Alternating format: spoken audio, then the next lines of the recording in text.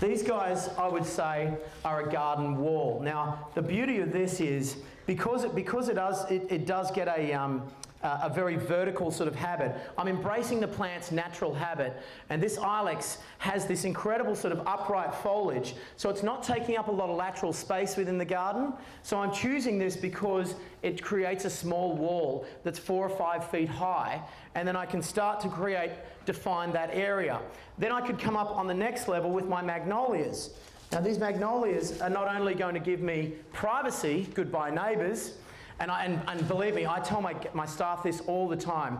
If our clients can't walk around naked in their garden, go back to the drawing board and do it again. Because you want to make every client feel like they're an absolute rock star and they've got complete exclusivity.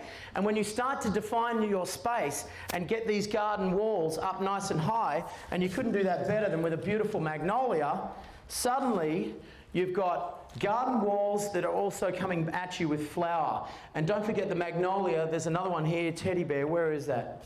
Did that make it? Yeah, it is. This one's quite nice too, because you get this burgundy back on the leaf. And so you get a two-tone colour all year round with that burgundy back. It's almost like velvet, but then you get that waxy green coat on the top of it. Now these guys will do really well here, but again, keep them in well-drained soils, and they'll give you lots and lots of joy. So if you started at the top with a hedge on the outside, that is a magnolia of let's say you clip that up to about 12 feet tall. And look, be careful with big trees in suburban areas, because yes, you want your privacy, but you've also got to be conscious of your neighbours. And everyone needs their own little patch of sunshine, even me.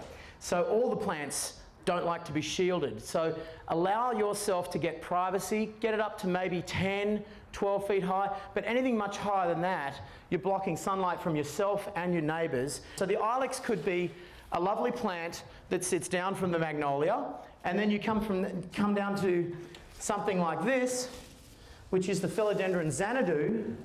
Actually, let's go here.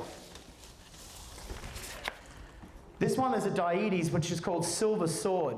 Now you're getting a variegated colour in this rather than waiting for the flower. And of course the flower is beautiful, but if you're getting a variegation in the leaf, and this is a hedge that's informal, that you don't have to keep clipping into the shape of a poodle every week, well then you're lowering your maintenance level, but you're also getting this, what we call a stepped hedge. So I start with my dietes, I come up to the ilex, I come up to the magnolia, and suddenly I'm creating this amphitheatre effect. But don't forget, the sunlight is still getting to each plant, and it's very important not to shield your plants. So if the dietes sat behind here, well then I'd be stopping the light getting into the dietes. So imagine that the sun has to touch every piece of that foliage. It's very important, the light requirements.